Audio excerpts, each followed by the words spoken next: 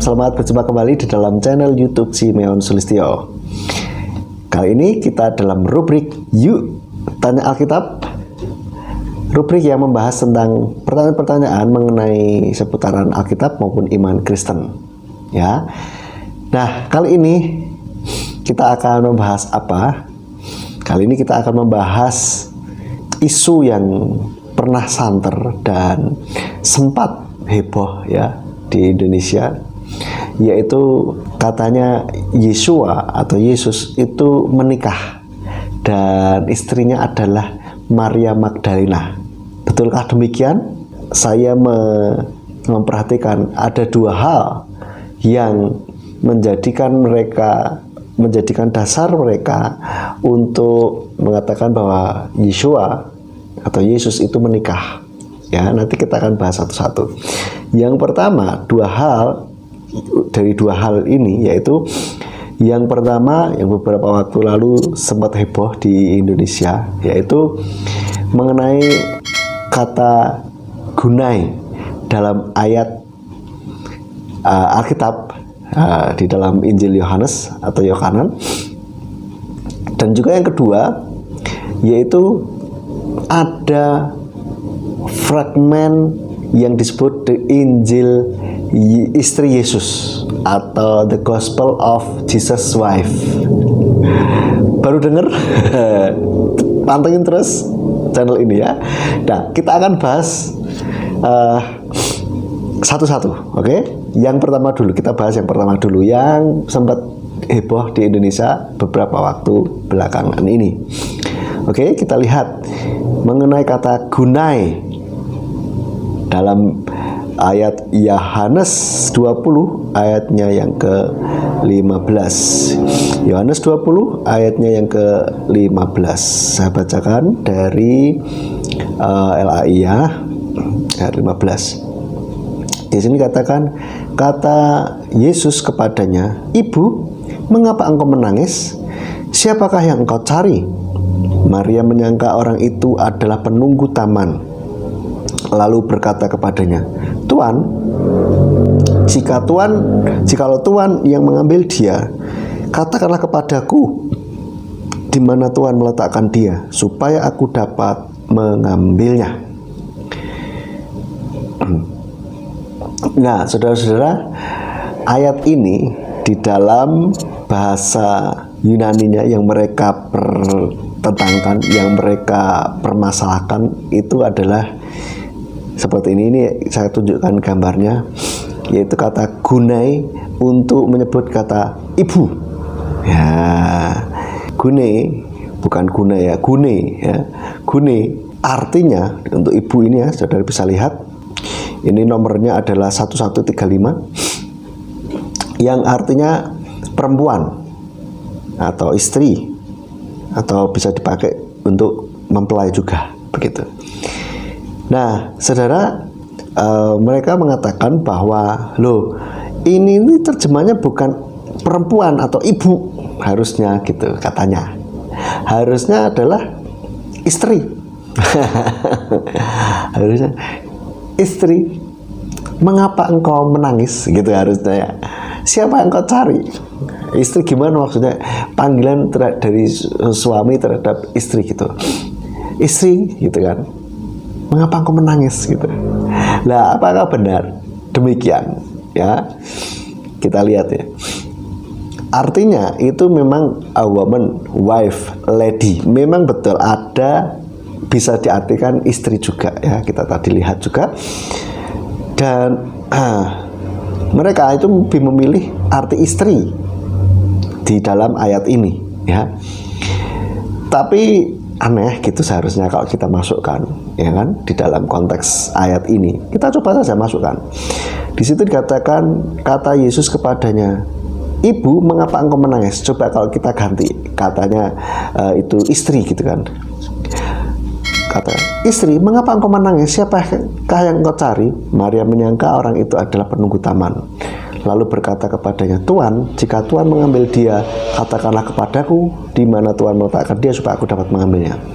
Ini nggak nyambung, saudara. Kalau dipaksakan, artinya itu istri. Kenapa? Karena respon Maria, kalau benar Maria ini ada istrinya Yesus atau Yeshua, maka ketika ada yang menyapa dari belakang, istri, langsung nolak dan langsung sadar bahwa itu suaminya, kan begitu. Tetapi di ayat ini Maria itu masih nggak ngerti gitu. Yang manggil itu siapa? Dipikirnya tukang kebon gitu. Ya. Ini sama kayak kata we di dalam bahasa Inggris gitu kan. Bisa berarti kita, bisa berarti kami. Ya. Nah, dari mana kita bisa tahu bahwa itu artinya kami atau kita? Kapan taunya? Ya dari konteksnya. Ya, lihat dari konteksnya gitu loh. Sama halnya seperti ayat ini, ya, kita lihat lagi. Nah, kita perhatikan juga kata gune. Kalau kita perhatikan, itu kan tadi di ayat 15 ya, Yohanes 20 ayat 15. Ternyata gune ini juga dipakai di ayat yang ke-13. Ya, ini gambarnya saya tunjukkan. Dan bunyinya begini. Kata malaikat-malaikat itu kata malaikat itu kepadanya, "Ibu, mengapa engkau menangis?" Jawab Maria kepada mereka, "Tuhanku telah diambil orang dan aku tidak tahu di mana ia diletakkan." Nah, kita lihat ini gune sama ya, 1135 ya, perempuan istri mempelai. Oke? Kenapa yang di sini tidak ditekankan bahwa artinya juga istri gitu? Kenapa di ayat ini mereka itu mengartikan kepada ibu, seorang wanita yang sudah bersuami gitu maksudnya? Nggak mungkin malaikat beristri. Loh, iya memang betul. Tapi poin pertanyaannya adalah logikanya itu, kesalahannya itu di sini gitu loh. Kalau tadi di ayat 15 gune itu dipaksakan untuk berarti seorang istri gitu kan. Kenapa ayat 13 ini enggak gitu kan? Ya karena malaikat jelas tidak punya istri. Loh iya memang benar gitu. Nah, pertanyaannya adalah kenapa dipaksakan yang 15 itu bermakna istri gitu. Dan kita lihat kalau dimasukkan di ayat sebagai makna gune ini sebagai istri itu tidak cocok gitu loh. Ya kan? Lalu mereka lanjut ya, mereka menunjukkan lagi bahwa ada bukti lain yang menunjukkan bahwa Yesus atau Yeshua ini punya istri, yaitu Maria Magdalena. Ini seru ini saudara. Gune, kita masih seputaran gune saudara. Ini seru ini. Di dalam Yohanes 19 ayat 26 sampai 27. Ya, saya bacakan Yohanes atau Yohanes 19 ayat 26 dan 27. Bentar. 26. Saya lihat dari LAI ya, karena mereka ngambilnya pastinya dari LAI. Oke. Ketika Yesus melihat ibunya dan murid yang dikasihinya di sampingnya, berkatalah ia kepada ibunya, "Ibu, inilah anakmu." Ayat 27, kemudian kata-katanya kepada murid-muridnya, "Inilah ibumu."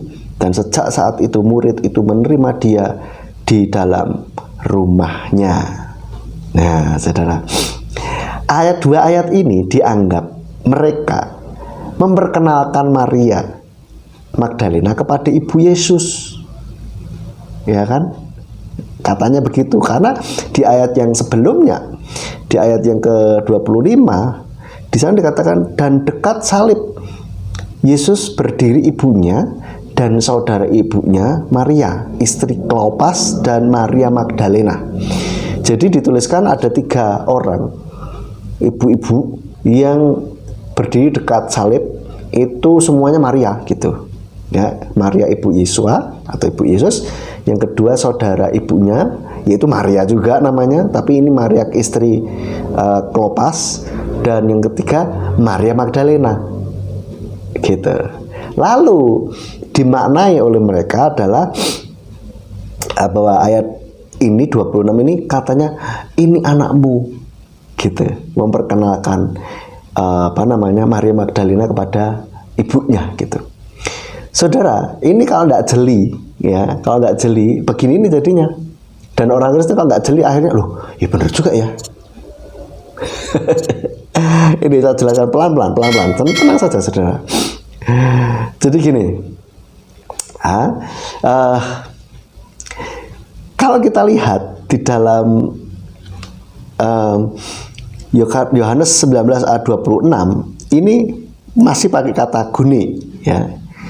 Yesua menyebut ibunya, memanggil ibunya dengan kata gune katanya, ya, padahal gune ini kan bahasa Yunani, masa Yesua ngomongnya pakai Yunani kan tidak gitu kan. Tapi oke lah, kita ngikutin dulu lah ininya, logika mereka, oke. Pakai kata gune, ini tidak diartikan oleh mereka sebagai istri, tetapi wanita atau hai wanita atau seorang wanita yang bersuami gitu maksudnya, ya. Itu inilah anakmu gitu ya. Kita bisa lihat. Tapi kalau kita lihat anakmu di sini, mereka pakai bahasa Yunani toh. Ya, kita ikutin dulu lah, ya. Di ayat ini anakmu ini kita lihat anakmu ini apa gitu ya, laki-laki atau perempuan gitu kan, karena jelas kalau di bahasa Indonesia kan ngerti anak laki-laki dan perempuan ya sama anak gitu kan, baru jelasnya kalau ini anakmu laki-laki atau anakmu perempuan baru tahu gitu. Tapi kalau di sini ini bisa jelas sebetulnya. Di ayat yang ke-26 ini anakmu di sini ini kalau kita lihat nih ya memakai kata huios, ya, yang artinya anak laki-laki. Lah mosok Maria Magdalena itu laki, ya? Maria Magdalena itu laki atau perempuan? Perempuan. Lalu di sini loh kok jadi laki-laki? Ya, mereka punya jawabannya lagi nih. Ngawur tapi kita lihat. Mereka bilangnya begini. Oh, itu karena Yesus itu mengacu kepada Injil Thomas yang mengatakan bahwa Maria ini memang akan dijadikan sebagai laki-laki gitu. Nah, kita lihat dulu Injil Thomas ayat 114. Kita lihat bunyi Injil Thomasnya, ya. Nah, ini saudara bisa lihat di dalam bahasa Inggris. Simon Peter said to him, "Let Mary leave us, for women are not worthy of life." Jesus said, "I myself shall lead her in order to make her male." Perhatikan, in order to make her male, so that she too may become a living spirit resembling you males. For every woman who will make herself male will enter the kingdom of heaven. Ya, ini lucu saudara, lucu banget. Karena apa? Kalau kita perhatikan, Yesus akan menjadikan Maria jadi laki-laki. Nggak apa jadi fisik laki-laki, enggak. Mereka memananya tidak seperti itu. Tetapi maksudnya sebagai seorang yang fungsi sebagai laki-laki gitu, yang wanita jadi bertindak sebagai seorang pria begitu. Itu ada anunya, tafsir dari atau komentar dari Injil Thomas itu sendiri ditunjukkan oleh mereka dan mereka percaya hal itu, ya. Loh, memang benar ada Injil Thomas. Sebentar, sabar, tenang saja, ya. Kita kupas dulu satu-satu, oke? Di dalam Injil Thomas, saudara perhatikan ayat 114 tadi bunyinya begini. Let Mary, Simon Peter said to him, "Let Mary leave us." Ya, ini Simon Petrus berkata kepada Yesua, ya, kepada Yesus bilang, "Biarkan Maria meninggalkan kita, karena wanita tidak layak mendapatkan kehidupan." Ini kalimat aneh menurut saya. Kalau benar Maria Magdalena adalah istri Yesua, istri Yesus, kok berani-beraninya Simon Petrus mengusir Maria. Kok berani-beraninya Simon Petrus ngusir istri gurunya? Masuk akal tidak? Coba saudara yang punya guru, baik guru di sekolah maupun guru spiritual saudara, pemuka agama saudara, beranikah saudara ngusir istri dari pemuka agama saudara atau guru saudara? Berani tak? Tak tanya sekarang. Berani?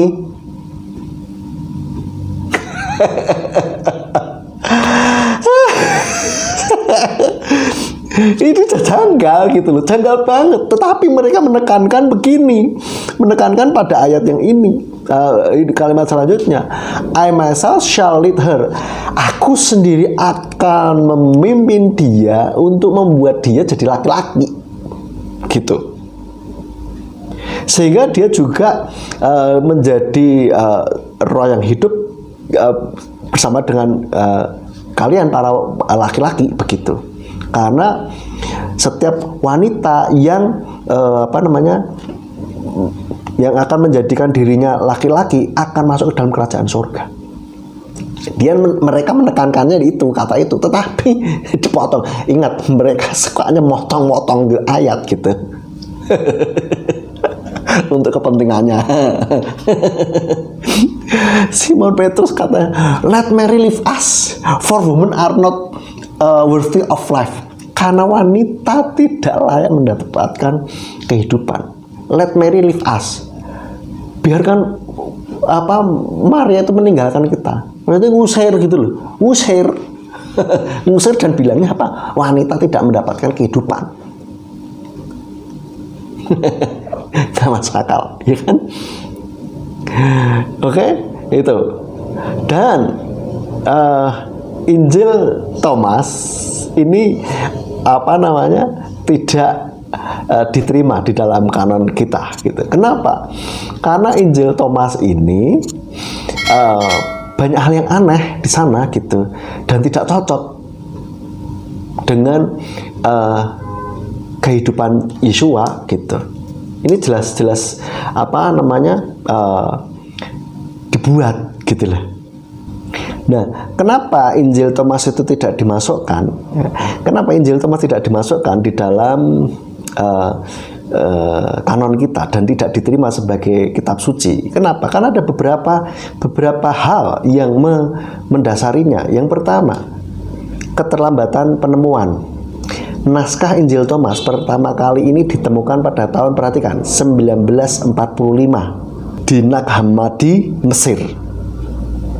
Ya, ini ditemukannya seumuran bangsa Indonesia merdeka, 1945, lebih tua Indonesia malahan, karena konon ini ditemukannya di bulan Desember akhir tahun 1945, gitu loh. Ya kan, gitu loh. Jadi ditemukan belakangan. Oke, lalu yang kedua, sifatnya gnostik. Injil Thomas termasuk dalam kategori naskah-naskah gnostik yang merupakan aliran teologis yang mengajarkan pandangan-pandangan mistis dan esoteris. Gnostisisme ini mengajarkan bahwa pengetahuan batiniah atau gnosis diperlukan untuk menyelamatkan jiwa dan mengetahui kebenaran rohaniah. Nah, ini bertentangan bahwa untuk keselamatan jiwa bukan pengetahuan batiniah, tetapi iman kepada Yeshua Mesias atau Yesus Kristus itu dan mengikuti firman-Nya, ya, gitulah. Dan isinya, ketiga, isinya itu berbeda dengan Injil kanonik, gitu loh. Injil yang sudah terkanon, gitu, 4 Injil itu. Injil Thomas ini berisi kumpulan kata-kata dan ajaran-ajaran Yesus yang berbeda, yang kalau dibandingkan dengan Injil-Injil yang ada ini beda, gitu. Dan yang keempat, nggak ada naratifnya, cuman Yesua berkata kepadanya atau berkata kepada mereka, ada yang tanya kepada Yesus, cuman gitu aja, nggak ada narasinya, gitu. Ya, hanya ucapan-ucapan saja, gitu, yang pendek-pendek, gitu. Dan yang kelima, beberapa ahli percaya bahwa Injil Thomas ini mencerminkan pandangan-pandangan gnostik dan juga mungkin berasal dari interpretasi pribadi penulis atau komunitas tertentu gitu. Jadi ini nggak bisa masuk gitu ya, karena nggak cocok gitu. Nah, masa Yesua katanya mau menjadikan wanita jadi laki-laki, yang bener aja, terus yang wanita tidak layak dalam kerajaan surga. Tuhan membeda-bedakan jenis kelamin untuk masuk dalam kerajaan surga. Mikir. Ya, nggak cocok, oke? Jadi sudah gitu loh. Sekarang kita kembali ya, lebih dalam lagi. Kita perhatikan ayat yang ke-26. Ayat 26, ketika Yesus melihat ibunya dan murid yang dikasihinya di sampingnya, berkatalah ia kepada ibunya, "Ibu, inilah anakmu." Oke? Tadi tentang anakmu ini sudah dipatahkan, sudah argumennya sudah nggak masuk akal, sudah nggak pas itu. Ya, tapi kan ini di blow up supaya apa? Orang Kristen yang nggak ngerti, manggut-manggut gitu aja, iya percaya gitu. Padahal perhatikan, perhatikan frase di ayat yang 26 ini, murid yang dikasihinya. Di sini katakan ketika Yesus melihat ibunya dan perhatikan frase ini, murid yang dikasihinya di sampingnya. Ya, jadi frase murid yang dikasihinya ini bukan Maria Magdalena. Dari mana kita tahu? Nah, nanti saya tunjukkan pelan-pelan. Bukan Maria Magdalena, tapi itu Yohanes. Gitu loh. Nah, kok bisa? Ya, tahu dari mana? Karena Yohanes itu selalu menyebut dirinya dengan istilah murid yang dikasihinya. Murid yang dikasihnya. Nggak percaya, ada beberapa ayat selain di ayat 26 ini, ada di Yohanes 13 ayat 23. Itu menyebutkan Yohanes 13 ayat 23. Di sana mengatakan, seorang di antara murid Yesus, yaitu murid yang dikasihinya, bersandar dekat kepadanya di sebelah kanannya. Nah, ini ketika perjamuan terakhir yang mau menunjukkan bahwa ada yang mau berkhianat gitulah. Ini pas perjamuan terakhir ini, murid yang dikasihnya itu bersandar dekat padanya, pada Yesua. Siapa? Yohanes gitu, atau Yohanan. Lalu adik lagi ayat pasal 20 ayat 2. Pasal 20 ayatnya yang kedua dikatakan, ia berlari-lari mendapatkan Simon Petrus dan murid yang lain yang dikasihi Yesus. Murid yang lain yang dikasihi Yesus, ya, dan berkata kepada mereka, Tuhan telah diambil orang dari kuburnya, dan kami tidak tahu di mana ia diletakkan. Lagi ayat pasal 21 ayat 7. Pasal 21 ayat 7. Maka murid yang dikasihi Yesus itu berkata kepada Petrus. Perhatikan, murid yang dikasihi Yesus itu siapa? Yohanes. Dia berkata, itu Tuhan. Ketika Petrus mendengar bahwa itu adalah Tuhan, maka ia mengenakan pakaiannya, sebab ia tidak berpakaian, lalu terjun ke dalam danau.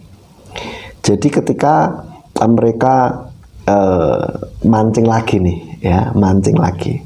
Yang mancing laki-laki, saudara, bukan perempuan. Ya, murid-murid kan dulu nelayan. Siapa? Ya ini para nelayan ini. Oke. Lalu lagi di ayat 21 ayat pasal 21 ayat 20. Ketika Petrus berpaling, ia melihat bahwa murid yang dikasihi Yesus sedang mengikuti mereka. Murid yang dikasihi Yesus, mengikuti mereka, yaitu murid yang pada waktu mereka sedang makan bersama duduk dekat Yesus dan yang berkata, Tuhan, siapakah dia yang akan menyerahkan engkau? Tuh. Oke, dari sini jelas ini adalah Yohanes, gitu.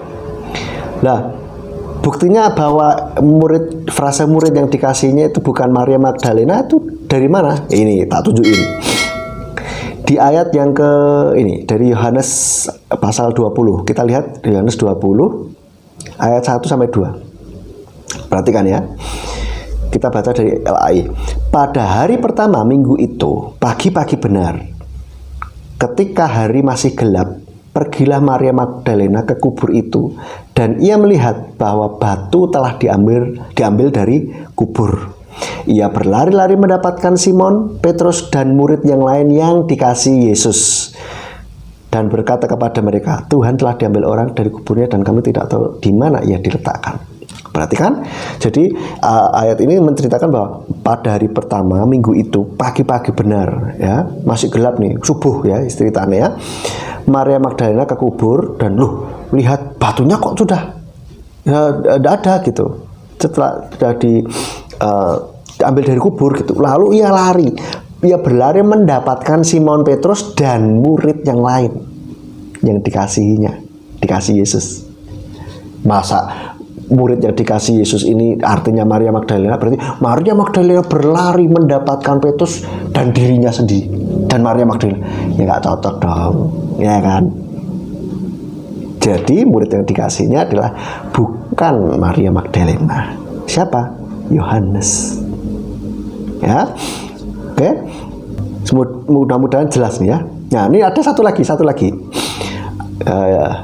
Argumen lain yang mereka ajukan yang mengatakan bahwa Yesus ini menikah, ya, katanya begini, seorang rabi ini harus menikah gitu kan, kalau tidak menikah nggak bisa disebut rabi itu katanya, dan seorang ini harus menikah dulu katanya, mau jadi rabi katanya.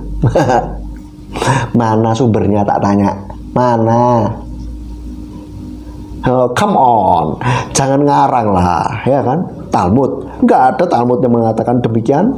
Come on lah, ya. Dan mereka juga menyebut Gospel of James atau Injil Yakobus, atau yang mereka sebut Proto Evangelion. Proto Evangelium of James, ya. Mereka sempat menyinggung nyinggung ini. Nah, Gospel of James atau Proto Evangelion of James ini juga bermasalah. Ini aneh kan? Injil-injil apokripa yang tidak benar, ya, yang salah, itu dijadikan rujukan gitu loh, untuk memperkuat argumen mereka. Padahal itu Injil yang salah. Salah kok jadikan rujukan ki piye? Ya, pikir. Nah, apa masalahnya Injil Yakobus atau Proto Evangelium of James? Kenapa kok tidak dimasukkan di dalam kanon Perjanjian Baru? Yang pertama, karena tanggal dan asal usulnya. The Gospel of James muncul dalam periode yang relatif kemudian dibanding Injil-Injil kanonikal yang sudah sudah terkanon. Injil Gospel of James itu diperkirakan ditulis pada abad kedua atau ketiga Masehi. Jadi ditulisnya sudah jauh setelah peristiwa Yeshua, kejauhan. Ya. Kalau untuk menceritakan kisah Yeshua, terus ini muncul di abad kemudian, itu kejauhan, gitu loh. Ya. Karena itu Injil ini tidak memiliki koneksi langsung dengan saksi-saksi mata yang dapat memberikan validitas historis. Harus benar dong. Ya. Lalu yang kedua, sifatnya ini legenda dan fantastis, ya, si Injil Gospel of James ini mencakup banyak unsur legenda dan fantastis. Maksudnya model kayak terlalu model fantasi gitu ya, yang sebenarnya tidak ada dalam Injil-Injil yang lain. Nggak cocok kalau disandingkan tuh, kok beda dewi, kok lain sendiri gitu loh, ya. Ini pasti ada something wrong gitu. Beberapa kisah dalam teks ini mengandung elemen yang sulit untuk dihubungkan dengan kisah sejarah atau ajaran Kristen. Ya, jadi ini kurang bisa dipertanggungjawabkan dari sisi historis maupun teologis. Lalu yang ketiga, Terdapatnya kontroversi dan varian teologis. Nah, beberapa elemen dalam The Gospel of James bertentangan dengan ajaran Kristen, gitu loh. Bahkan memiliki varian teologis yang tidak sama, gitu, yang berbeda banget, gitu. Misalnya, beberapa bagian teks mengarah pada pandangan tentang keperawanan Maria yang dapat dilihat sebagai hal yang berlawanan dengan keberadaan Yesua sebagai putra Elohim, anak perempuan Maria, begitu. Jadi dianggapnya Maria ini perawan terus, gitu. Padahal Alkitab mencatat bahwa setelahnya Maria punya anak-anak yang lain, ya, dari Yusuf, gitulah. Lalu yang keempat, Injil ini tidak dikenal, tidak kenal rasul atau saksi mata. Jadi Injil yang sudah ada ini kanonikal, ya, Matius, Markus, Lukas, Yohanes, ini terkait erat dengan para rasul atau mereka yang memiliki koneksi langsung dengan Yesus, gitu. Nah, teks apokrifa seperti Injil Yakobus ini nggak pernah memiliki hubungan langsung model gitu, nggak ada. Makanya tidak memiliki legitimasi sebagai sumber yang dapat diandalkan tentang kehidupan dan ajaran Yesua, gitu. Oke. Ini yang pertama. Mudah-mudahan bisa mencerahkan kita semua, ya. Ini argumen yang pertama, ya, yang beberapa waktu lalu di Indonesia heboh sekali, ya. Oh, Yesus menikah dari ini itu, ya. Sekarang sudah tahu, sudah dipatahkan semua itu dan tidak benar itu. Oke. Nah, yang kedua, dasar yang kedua, orang-orang itu mengatakan bahwa Yesua itu menikah. Dasar yang kedua itu yaitu karena adanya ditemukannya fragmen yang disebut dengan Injil istri Yesus atau The Gospel of Jesus wife, gitu. Ya, padahal kalau kita perhatikan ini nggak ada bukti historis yang kuat untuk mendukung klaim bahwa Yesus itu pernah menikah. Ya. Nah, apa sih Injil Yesus Kristus, Injil istri Yesus, ya? Ya, saya jelaskan pelan-pelan. Injil istri Yesus ini adalah naskah yang dikenal sebagai, kalau dalam bahasa Inggris, Gospel of Jesus wife. Ya, tapi naskah ini menjadi kontroversi dan banyak pakar ini menganggapnya sebagai pemalsuan atau palsu. Jadi Injil yang memang sengaja ditulis untuk memalsukan. Nanti tak tunjukin pelan-pelan betapa lucunya Injil ini. Ini tak tunjukin. Nah, ini gambarnya, ya. Ini gambarnya potongan teks Injil istri Yesus ini. Ini adalah potongannya cuma segini tok, gitu. Yang ditemukan cuma segini. Kira-kira 4x8 cm, ya, kira-kira, ya. Ini ditemukannya kapan atau munculnya kapan? Yaitu pada tahun 2012, saudara. Loh, malah baru banget ini, iya kan? Dan berisi potongan-potongan yang teks yang mengindikasikan bahwa Yesus menyebut istrinya atau istriku, katanya, gitu. Ya, nah ini gambarnya.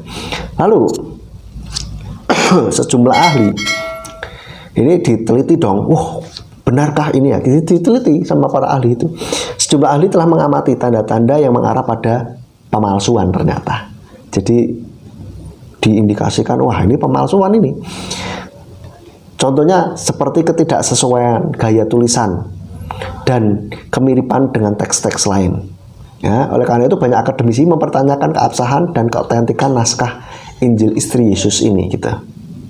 Nah, apa saja menjadi bukti bahwa Injil istri Yesus ini adalah palsu?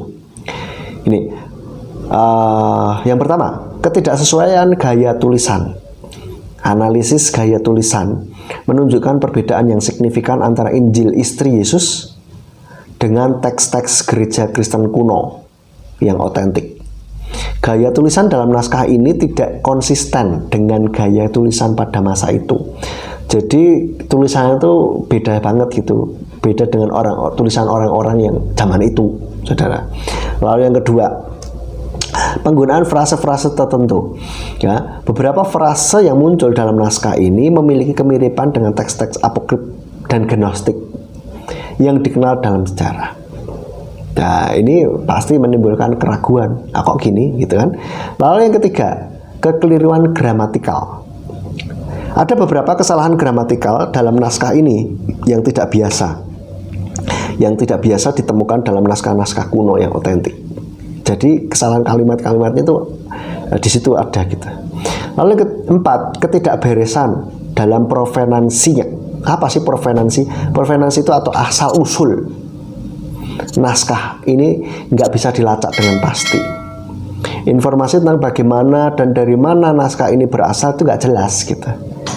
Karena orang yang mempresentasikan ditanya ini dapat dari mana, oh si A gitu kan, siapa namanya itu, Fritz, kalau nggak salah, Fritz siapa gitu. Dia juga dapat dari orang gitu, tapi orang itu nggak mau disebut namanya gitu kan, jadi nggak jelas dari mana gitu, ya.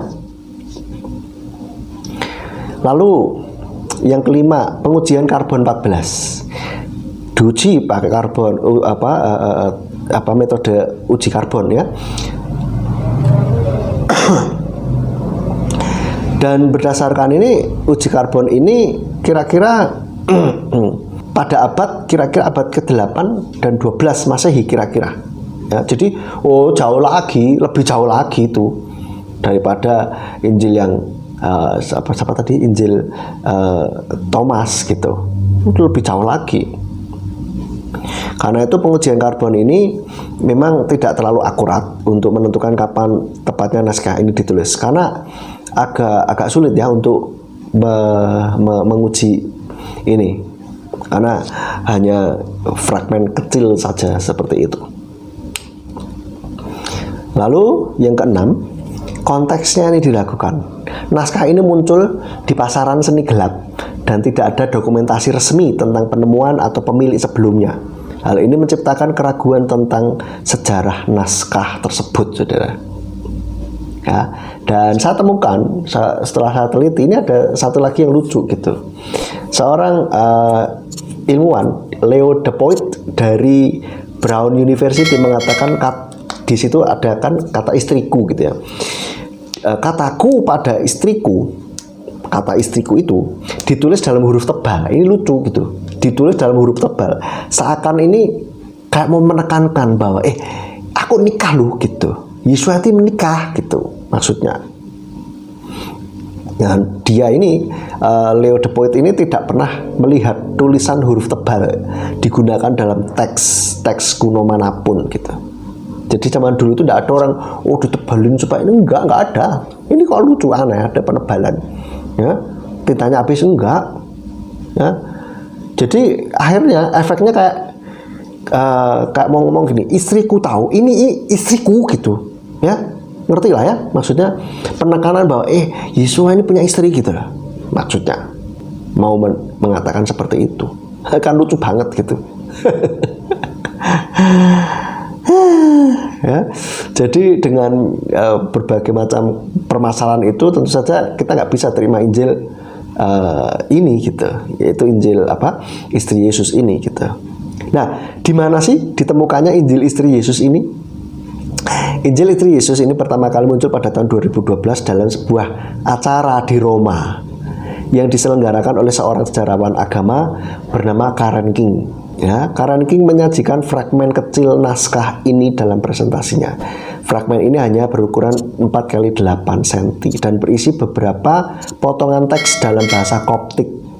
Ini bahasa Mesir yang digunakan dalam tulisan Kristen kuno biasanya. Lagi-lagi, asal-usul sebenarnya dari naskah ini tidak dapat dilacak dengan pasti.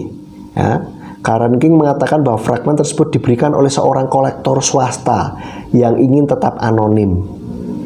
Ya, jadi karena kekurangan informasi yang jelas tentang asal-usul naskah ini, ya banyak pakar dan komunitas ilmiah merasa skeptis dan tentu saja meragukan keaslian dari Injil Yesus ini gitu.